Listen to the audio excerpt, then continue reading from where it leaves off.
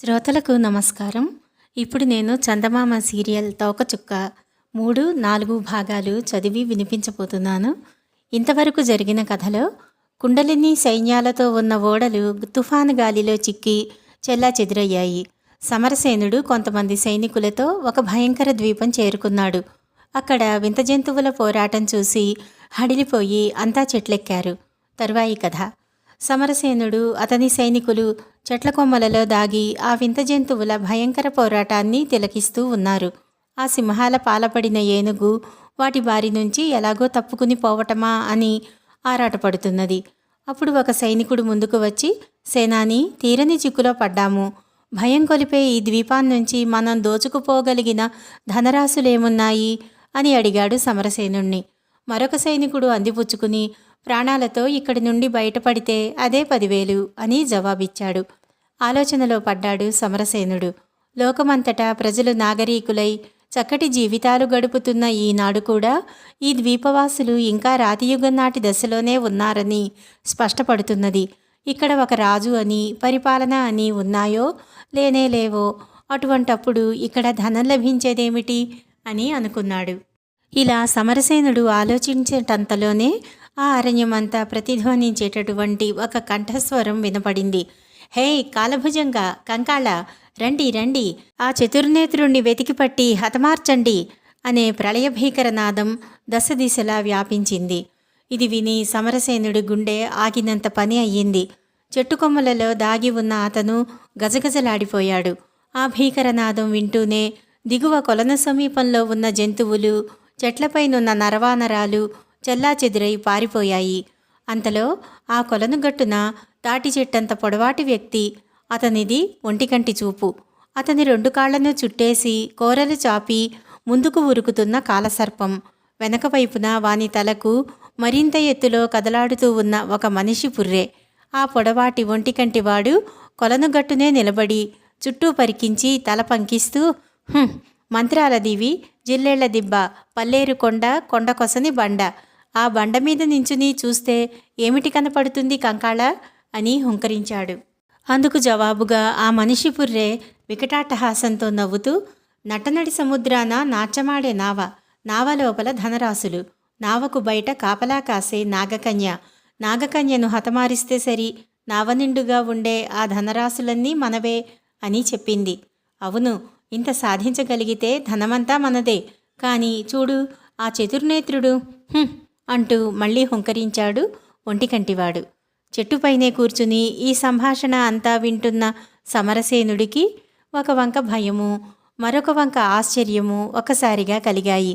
ఇప్పుడు తను ఉన్నది మంత్రాల దీవి అని, ఆ దీవిలో ఒకానొక కొండకొసన గల బండపైన నిలబడి చూస్తే సముద్రంలో ధనరాశులతో నిండి ఉన్న నావ కనపడుతుందని అతను గ్రహించాడు. అయితే ఆ చతుర్నేత్రుడెవరు?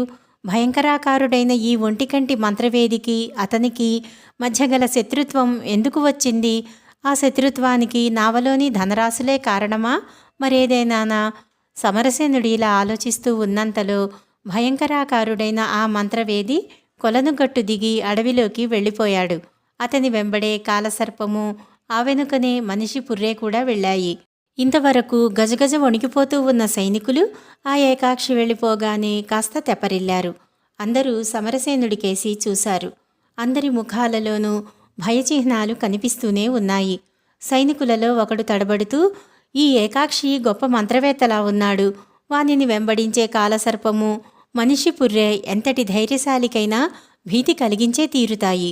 ఇటువంటి ద్వీపాన్ని ఎంత త్వరగా వదిలితే అంత మేలు అన్నాడు.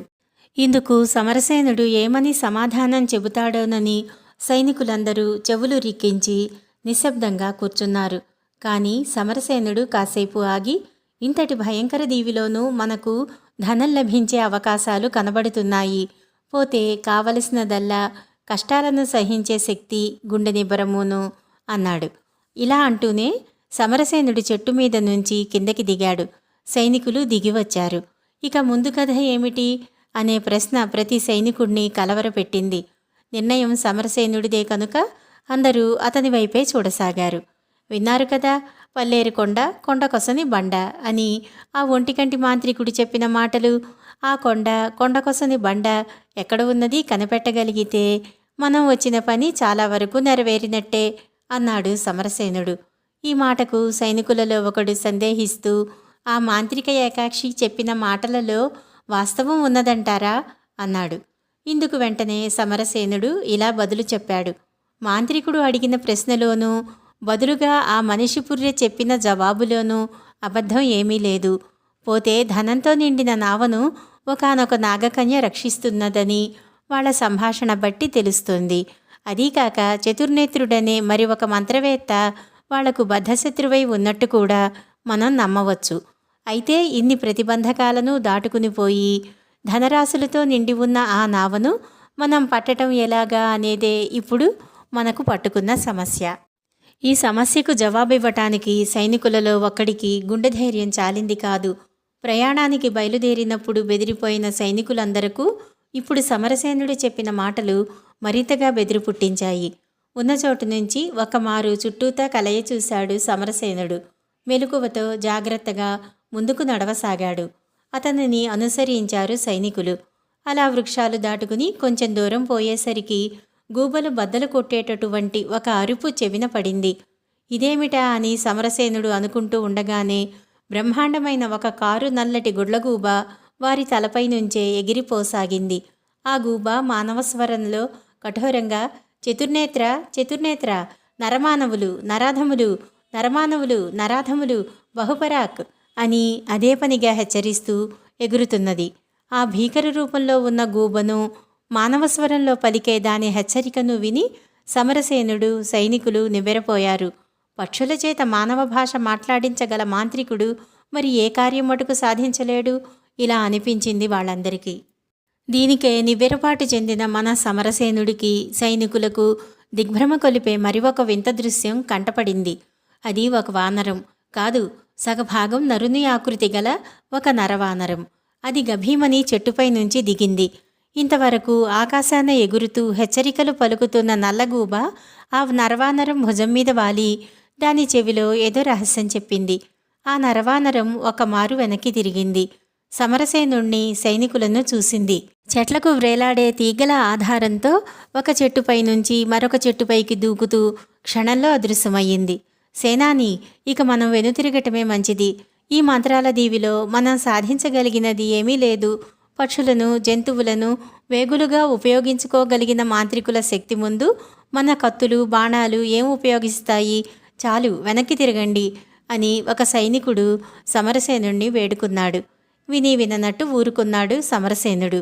ఎదుట చెట్టు మీది ఆ గుడ్లగూబ చింతనిప్పుల వంటి దాని గుడ్లు అటూ ఇటూ తిప్పుతూ అంతా పరికిస్తూనే ఉంది.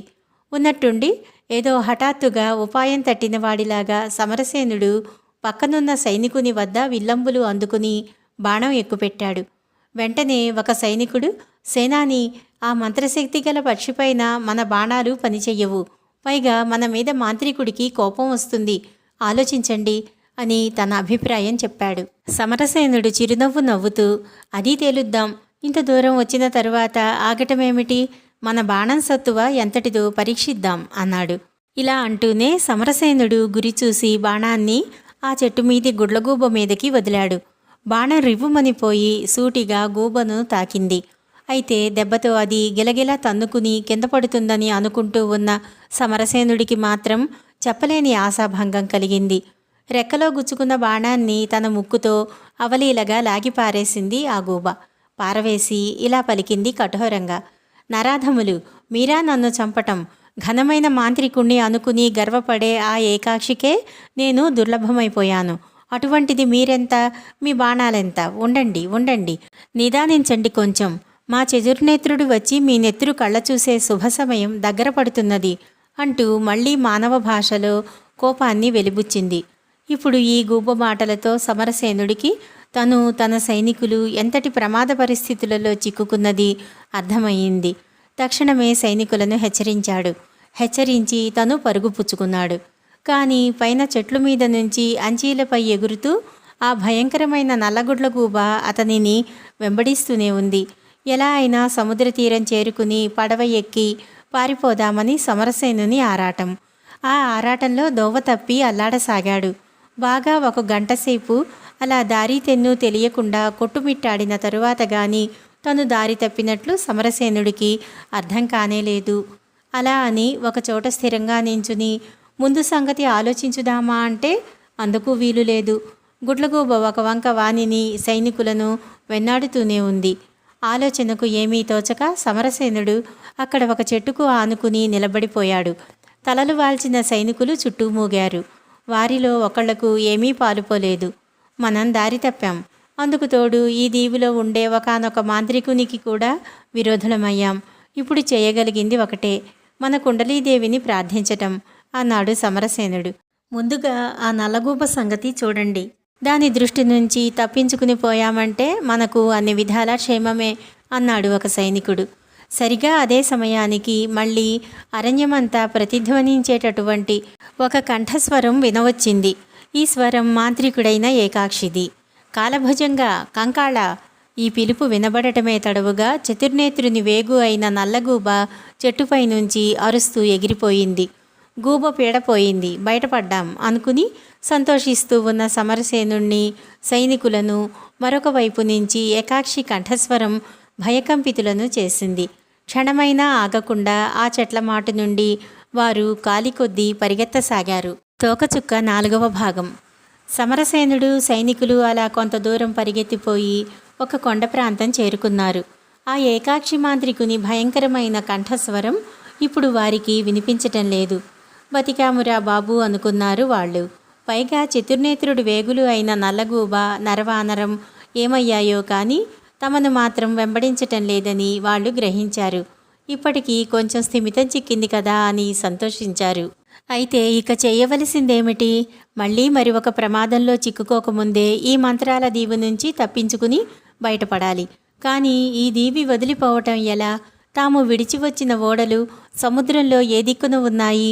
ఓడలలో ఉంచిన సైనికులు బాగా ఉన్నారా? అసలింతకు తాము దీవికి ఏ వైపున ఉన్నట్టు?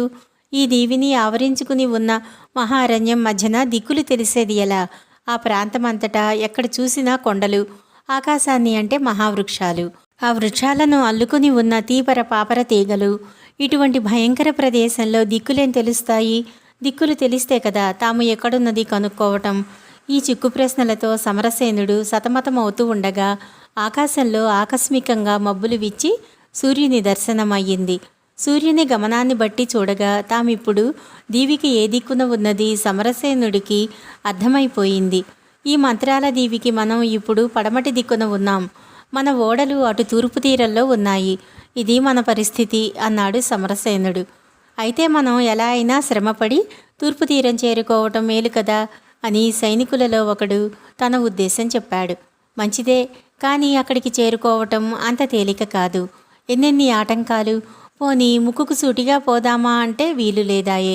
కొండలు, అడవులు, వీటన్నింటినీ మించి భయంకరమైన క్రూర మృగాలు.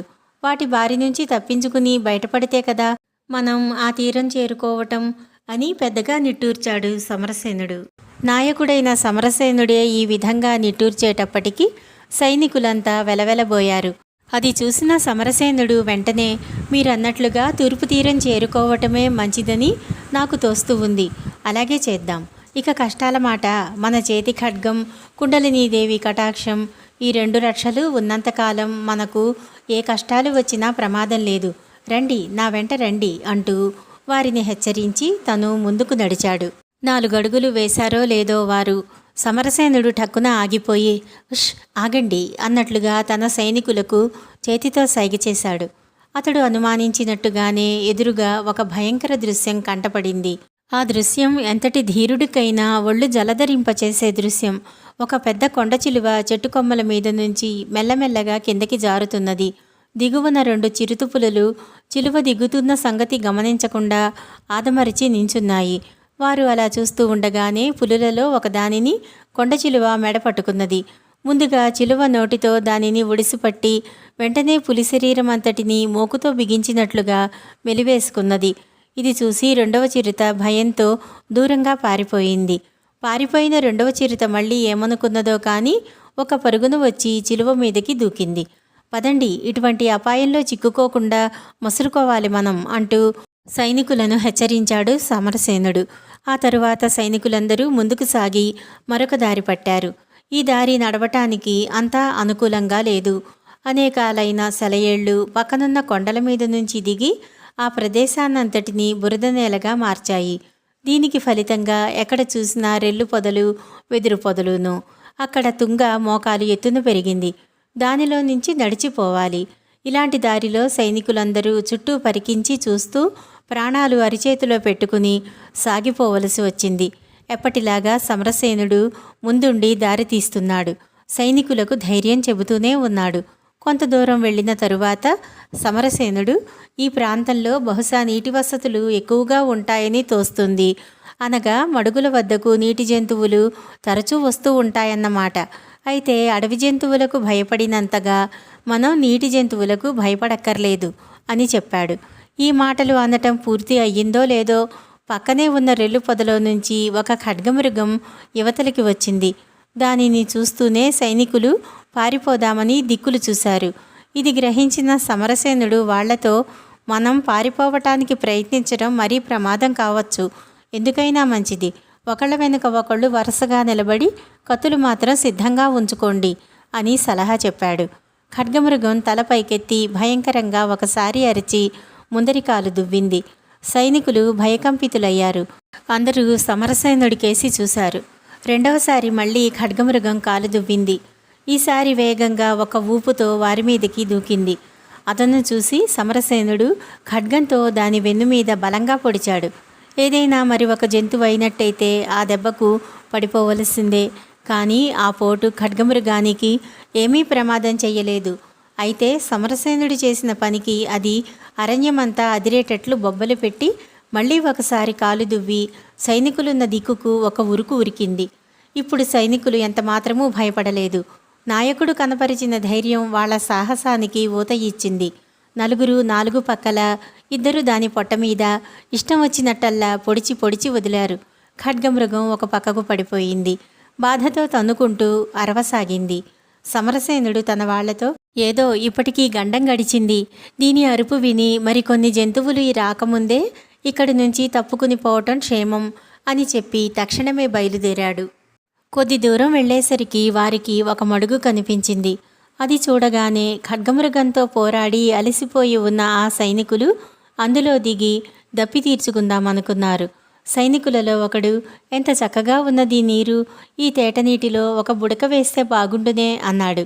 ఇందుకు సమరసేనుడు, ఈ దేవి మంత్రాల దీవి అనే సంగతి మాత్రం మరిచిపోకండి, జాగ్రత్త అని హెచ్చరించాడు.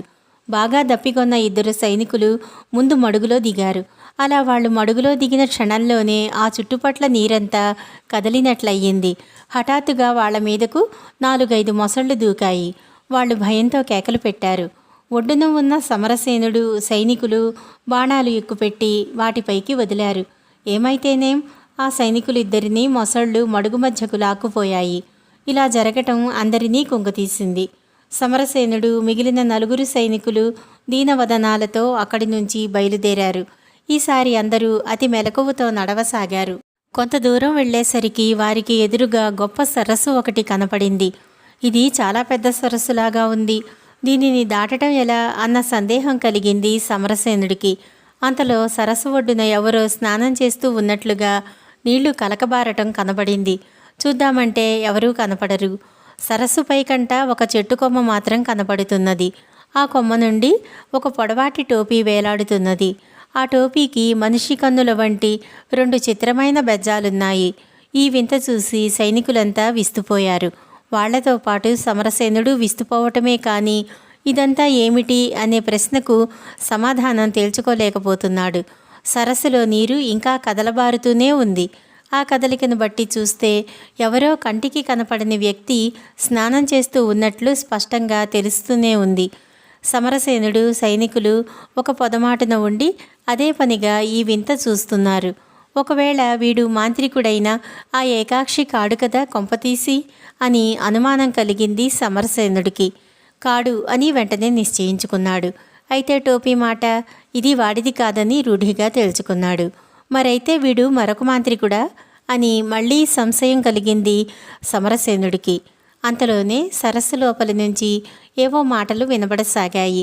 ఆ స్నానం చేస్తున్న వ్యక్తి ఏవో శ్లోకాల వంటివి వల్లిస్తున్నట్టున్నాడు. ఆ కంఠంలో ఒక విధమైన కరుకుదనం, గాంభీర్యం కనిపించింది.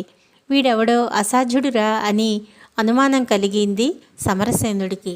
ఈ అనుమానాలతో మునిగి తేలుతూ ఉన్న సమరసేనుడికి, సైనికులకు మరింత భయం కొలిపే ఇంకొక దృశ్యం కంటపడింది. మడుగు ఒడ్డున పొదలచాటు నుంచి ఒక పాము తల పైకి లేస్తున్నట్లు కనిపించింది. అది ఒక అపూర్వమైన వింత జంతువు. దాని ఆకృతి చూడగా మామూలు ఏనుగు కంటే 4-5 రెట్లు పెద్ద రూపంలో ఉంది. అంతటి జంతువుకు తల మాత్రం చాలా సన్నగా ఉంది. ఏం జరుగుతుందోనని అందరూ దానివైపే రెప్పలార్పకుండా చూస్తున్నారు. అది మెల్లగా దాని సన్నపాటి తలను సరస్సు లోపలికి సాచింది. కంటికి కనపడని ఆ వ్యక్తిని పట్టడానికి అది ప్రయత్నిస్తున్నట్లు చెప్పనక్కర్లేకుండానే తెలుస్తోంది. ఆ వింత జంతువు తల నీటి మట్టానికి 1 గజం ఎత్తుకు వచ్చిందో లేదో వికృతమైన ఒక పెద్ద కేక వినపడింది. కేక వినపడిన మరుక్షణం చెట్టుకొమ్మ నుండి వేలాడే పొడవాటి ఆ కన్నుల టోపీ కిందకు జారటం ఒకేసారి జరిగింది.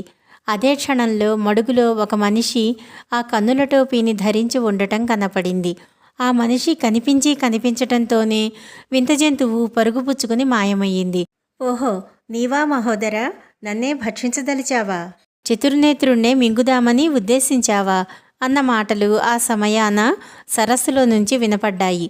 ఈ మాటలకు సమరసేనుడు, సైనికులు కంపించిపోయారు. ఏకాక్షి మాంత్రికుడికి బద్ధవిరోధి అయిన ఈ చతుర్నేత్రుడి కంటపడకుండా ఇప్పుడెలా తప్పించుకుపోవటం అనే ఆలోచనలో పడ్డాడు సమరసేనుడు. తోకచుక్క సీరియల్ కథ 3-4 భాగాలు సమాప్తం. తరువాయి కథను 5వ భాగంలో తెలుసుకుందాము. నమస్కారం.